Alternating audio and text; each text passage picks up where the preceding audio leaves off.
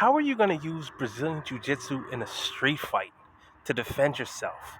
What are you going to do? Pull guard? What are you going to do? Slide around on your butt so you can get stomped in the head? This is an argument I hear a lot when people talk about Brazilian Jiu Jitsu and self defense. And I'm going to put it to bed real quick. Hopefully, once and for all. I just had a thought, right? Whenever it's time to do rounds in Jiu Jitsu, right? Depending on who I go against, I adjust my strategy. I'll give you an example. If I'm doing a round with a kid who's a wrestler, right?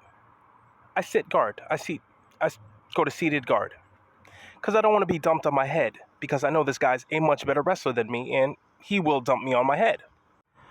But when I go against someone who I know their only experience is Brazilian Jiu-Jitsu, guess what? I stand. And I go for upper body clinches or I go for leg grabs. I try to take them down because in my mind, I'm like, okay, I'm a better wrestler than this person. In reality, if I wanted to, I could pull guard every single round. I wouldn't be penalized for that because that's the sport, the art, right?